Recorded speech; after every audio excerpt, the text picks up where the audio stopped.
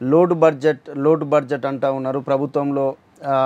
లంకె బిందెలు లేవు, ఇదంతా ఖాళీ బిందెలు అనే దాని మీద రాష్ట్రం మొత్తం ఒక్కసారిగా అరే సర్కార్లో బడ్జెట్ లేదు, ఇప్పుడు ఏ విధంగా నడుస్తుంది అనేది ఒక క్వశ్చన్ మార్క్ ఎదురైంది. మీరు లంకె బిందెలు అంటే ఒక్క విషయం మటుకు చెప్తాను నేను. దానిలో చాలా చోట్లల్లా యాదగిరి గుట్టతో సహా కొన్ని చోట్లల్లా లోతైన తవ్వకాలు జరిగినాయి అనేటటువంటిది ఆ మధ్య కాలంలో వార్తలు వచ్చినాయి.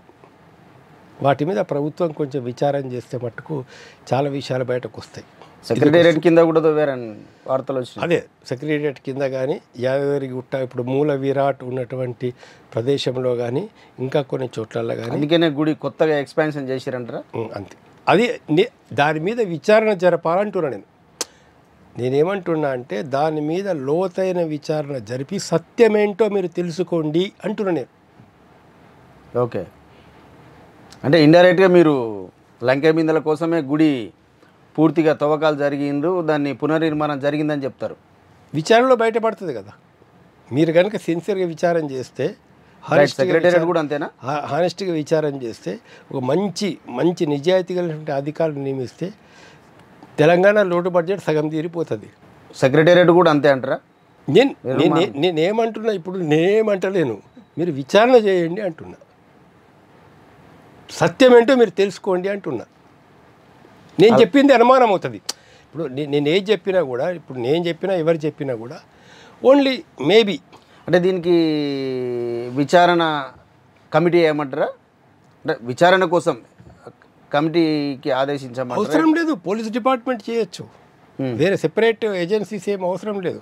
ఓకే, సెపరేట్ దానికోసం ప్రత్యేకమైనటువంటి ఏజెన్సీస్ అవసరం లేదు. దాని లోపల మీరు ఈ విధంగా తవ్వకాలు జరిగిన దానిలో అనుమానం ఉంది అనేటటువంటి విధంగా ఎఫ్ఐఆర్లు తీసుకొని దాని మీద ఇన్వెస్టిగేషన్ చేస్తే తెలుస్తుంది.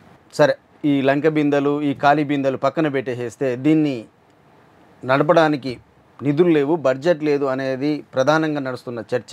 దీన్ని బడ్జెట్ పెంచడానికి ఏం చేస్తే బాగుంటుంది? ఏ విధానాలు అమలు అయితే గవర్నమెంట్కు ఇన్కమ్ అనేది వస్తుంది?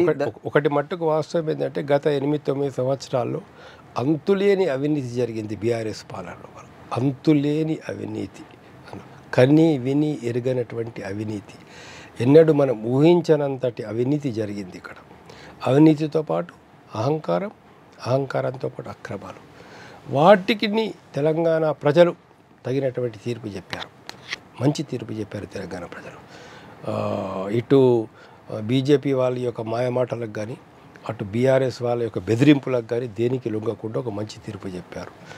మనం ఒక డెమోక్రటిక్ గవర్నమెంట్ వచ్చిందని చెప్పేసి మనం భావిస్తున్నాం. దీనిపల వీళ్ళు ప్రజాస్వామ్య హక్కుల్ని కాపాడతారని చెప్పేసి మనం అనుకుంటున్నాం. దానిపల అయితే ప్రధానంగా ఏంటంటే ఆర్థికపరమైనటువంటి ఇబ్బందులు అనేది ఉన్నారు. ఆర్థికపరమైన ఇబ్బందులు అంటే 2 విషయాలండి. దానిలో కొండ ఉంది, పైనుంచి నీళ్లు పోస్తున్నాం, కింద చిల్లి ఉంది. చిల్లి ఉన్నప్పుడు ఏ నీళ్ళు ఆగవు. కాబట్టి ఫస్ట్ ఆ చిల్లిని ఏదో పూడ్చే ప్రయత్నం చేయాలి. ఎక్కడ ప్రధానంగా అవినీతి జరుగుతున్నది, ఎక్కడి నుంచి ఫ్లో అవుతున్నది డబ్బు అంతా కూడా, ఎటు వెళ్ళిపోతున్నది డబ్బు అంతా కూడా, బడ్జెట్ అంతా ఇటు వేస్ట్ అవుతున్నది, ఎక్కడ వేస్ట్ అవుతున్నది ప్రధానంగా డబ్బు. ఆ వేస్ట్ కాకుండా నువ్వు ఫస్ట్ అక్కడ ఆపు. ఫస్ట్ సూచన అంటే ఎక్కడ వేస్ట్ అవుతుంది, ఒక్క దగ్గరని కాదు, ఒక్క కాంట్రాక్ట్లని కాదు, అంటే మేజర్గా కొన్ని చెప్పొచ్చు కదా మనం. ఇప్పుడు ఇంటర్మీడియట్ పేపర్స్, ఎగ్జామినేషన్స్ పేపర్స్ ఏతుందో మార్క్స్ షీట్స్, మార్క్స్ అన్నీ అవార్డు చేయడం ఒక ప్రైవేట్ ఏజెన్సీకి ఇచ్చారు. ఎంతకి ఇచ్చావు? ఎన్ని కోట్లకి ఇచ్చావు? ఇప్పుడు నామినేషన్ మీద 100 కోట్ల కాంట్రాక్ట్లు ఇచ్చారు. నామినేషన్ మీద ఒక ప్రొసీజర్ లేదు, పద్ధతి లేదు. ఎస్టిమేషన్స్ వేయడంలోనే విపరీతమైన అవినీతి జరిగింది. ఎస్టిమేషన్స్ వేయడంలో 500 కోట్లకి ఎస్టిమేషన్ వేసే దగ్గర 1500 కోట్లకు, 10,000 కోట్లకి ఎస్టిమేషన్ వేసే దగ్గర 20,000 కోట్లు. కాళేశ్వరం ప్రాజెక్టులో కనీసం ఎంత తక్కువ అన్నా కూడా 50,000 కోట్లు, 60,000 కోట్ల ఎస్టిమేషన్స్ ఎక్కువ ఉన్నాయి. ఎస్టిమేషన్స్ అంటే దాని సెక్రటరియట్ బిల్డింగ్ టోటల్ ఎంత, ఎస్టిమేషన్ ఎంత, కాంట్రాక్ట్లకి ఇచ్చింది ఎంత, యాక్చువల్గా రియల్గా కన్స్ట్రక్షన్ చేస్తే ఎంత అవుతుంది అంటారు మీరు? కాళేశ్వరం ఇప్పుడు వీళ్ళు ఏదైతే ప్రభుత్వం అయితే ఖర్చు పెట్టిందో అందులో సగం డబ్బుతో చేయొచ్చండి. Half of the amount, at least half of the అమౌంట్తో చేయొచ్చు. నేను కాదు చెప్తున్నది, అసలు ఎక్స్పర్ట్స్ ఎంతో పేరు ప్రఖ్యాతి చెందినటువంటి ఒక కాంట్రాక్టులను తీసుకుంటే టోటల్ ప్రాజెక్ట్ యొక్క పైనుంచి ఇమీడియట్ నుంచి నీళ్ళు తీసుకొచ్చే బదులు కాళేశ్వరం కింది నుంచి కాళేశ్వరం నుంచి నీళ్ళు తీసుకురావాలనేటటువంటి the very project itself is టోటల్గా అవినీతిమయం. ఓకే, అవినీతి జరిగిందంటారు. ఇప్పుడు మనం ఇన్కమ్, ఈ సర్కారుకు ఇన్కమ్ ఏంది? ఇప్పుడు ఈ సర్కార్కి ఇన్కమ్ ఏందనంటే, ఇప్పుడు ఎక్కడెక్కడైతే ఇప్పుడు ఇండస్ట్రీస్ ఉన్నాయో, ముఖ్యంగా ఐటీ ఇండస్ట్రీస్, ఐటీ ఇండస్ట్రీస్లలో ఒక్కొక్క బిల్డింగ్ యొక్క రెంటల్ వాల్యూ ఎంత, యాక్చువల్గా వీళ్ళు ఎంత రెంట్ కడుతున్నారు. ఒక చిన్న example,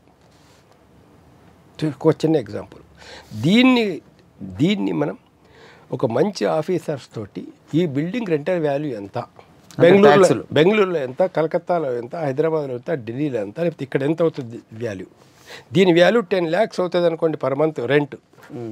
now is paying only 50,000 rupees or 1 lakh. ఈ 1 lakh మీద ట్యాక్స్ కడుతున్నాడు గవర్నమెంట్కు. ఈ 9 లక్షల మీద కడతలేడు. ఇట్లాంటి విషయాలు కనుక, అంటే ట్యాక్సీ పాలసీని రివైవ్ చేయాలంటారు. ట్యాక్స్ పాలసీని వాస్తవం మీద సత్యం ఆధారంగా రియాలిటీ బేసిస్ మీద కనుక చేస్తే, కరెక్ట్గా కనుక ఎస్టిమేషన్స్ వేస్తే దానిలో డబుల్ ఇన్కమ్ వస్తుంది ఆ డిపార్ట్మెంట్ నుంచి, ఒక్క డిపార్ట్మెంట్ నుంచి. మిగతా ఉంది. మిగతా ఏంటంటే ఇప్పుడు ఫర్ ఎగ్జాంపుల్ జూబ్లీ హిల్స్ ఉంది, బంజారా హిల్స్ ఉంది, లేకపోతే హైదరాబాద్ ఉంది, రంగారెడ్డి కోర్టు ఉంది, ఎక్కడ ఉంది. ఒక వ్యక్తి దగ్గర 1200 గజాల స్థలం లోపల ఆయన ఇల్లు కట్టుకున్నాడు, కాంపౌండ్ వాల్ వేసుకున్నాడు. ఓ సినిమా యాక్టర్ ఆయన. చూసుకుంటే అక్కడ 1400 గజాలు ఉన్నది యాక్చువల్గా. డాక్యుమెంట్లు అన్నీ 1200 గజాలకు ఆయన ఓనర్షిప్ ఉన్నాయి, కానీ 1400 గజాల్లో పొజిషన్ లోపల ఉంది. ఈ 200 గజాలు నువ్వు బయటకుది. ఎవిక్షన్ చేయమని నేను అంటలేను, అలా బిల్డింగ్ కూలగొట్టమని నేను అంటలేను. అందులో నేనేమంటున్నానంటే, ఈ 200 గజాలు అయ్యర్ దగ్గర ఎక్స్ట్రా ఉంది, ఇది గవర్నమెంట్కి అవసరమా లేదా ఫస్ట్ నువ్వు నిర్ణయం చేయాలి. ఈ 200 గజాలు నీకు అవసరమా లేదా? రోడ్డుకు అవసరం తీసుకో, పార్కుకి అవసరం తీసుకో, హాస్పిటల్కి అవసరం తీసుకో, నేను వద్దంటలేను. కానీ మనకు గవర్నమెంట్కి యూజ్ లేదు ఇది, కానీ వాడి దగ్గర 200 గజాలు ఉన్నది, దీనికి వాల్యూ కట్టు, ఇప్పుడు మార్కెట్ వాల్యూ కట్టు, వసూలు చేయాలి దగ్గర. జనం నుంచి నిరసనలు ఎదురవుతాయేమో. ఎవరు ఆక్రమించుకుంటారు? సామాన్య జనం ఆక్రమించుకున్న అంటే దళితులు, పేదవాళ్ళు, గిరిజనులు ఆక్రమించుకున్న ఇళ్ల స్థలాల నుంచి నేను తీసేమని చెప్తున్నానా? లేకుంటే వాళ్ళు ఆక్రమించుకున్నట్టు అడవిలో 1 ఎకరం, 2 ఎకరాలు, 3 ఎకరాల భూమి నుంచి వాళ్ళని తీసేయమంటున్నానా? వీడికి 100 ఎకరాలు తోట ఉంటుంది, అందులో దానికి ఇంకొక 20 ఎకరాల పక్కన ఉన్నటువంటి భూమిని కలుపుకొని ఫార్మ్ హౌస్ అని చెప్పుకుంటున్నాడు. ఈ 20 ఎకరాలు అతని దగ్గర ఉండడం న్యాయమా? ప్రభుత్వం తీసుకోలేదా? లేదా దాని మీద డబ్బులు వసూలు చేసుకోలేదా? ప్రభుత్వం డబ్బులు వస్తాయి. ప్రభుత్వానికి ఆదాయం రావాలంటే 3 అండి. భూమి ఒకటి, అందులో గాలి ఒకటి. గాలి అంటే ఎలా? విద్యుత్ శక్తి ఉత్పత్తి అయ్యి ఎందుకు కొంటావు? గాలి అయితే ఫ్యాన్స్ పెట్టి అయితే మన పెద్ద చాలా చోట్ల చేస్తున్నాం కదా, మనకు ఎలక్ట్రిసిటీ ఉత్పన్నం చేయి. సోలార్ ఎనర్జీ పెట్టు. ఈ మొత్తం ఏరియాలో ఒక 5,000 గజాలు, 6,000 గజాలతో ఒక పెద్ద బిల్డింగ్స్ మీద అవుతుందో సోలార్ పెట్టు. ఫస్ట్ కొంత ఖర్చు అవుతుంది, దానికి కూడా బ్యాంక్స్ లోన్స్ ఇస్తాయి, దానికి కూడా ఇతర దేశాల వాళ్ళు కూడా లోన్స్ ఇస్తారు, లేదా పెద్ద పెద్ద కంపెనీ వాళ్ళు లోన్స్ ఇస్తారు. ఇప్పుడు ఒక కంపెనీ వచ్చేసి ఇప్పుడు ఒక 50,000 కోట్లతో ఇక్కడ 10,000 కోట్లతో ఇండస్ట్రీ పెడతా అంటున్నాడు. ఆయనకి చెప్పు, అందులో 500 కోట్లతో నువ్వు సోలార్ ప్రాజెక్ట్ పెట్టు, నీ ఇండస్ట్రీకి చుట్టుపక్కల అన్ని ఇండస్ట్రీస్కి ఇవ్వని చెప్పు. సోలార్ ఎనర్జీ ఒకటి. ఓకే, ఏది గాలి వీటితో ఫ్యాన్స్ తోటి తిరిగేటటువంటి ఎలక్ట్రిసిటీ ఒకటి దాని లోపల. మూడోది ఫారెస్ట్ సంపద, ఫారెస్ట్ ఉండే ఖనిజాలు,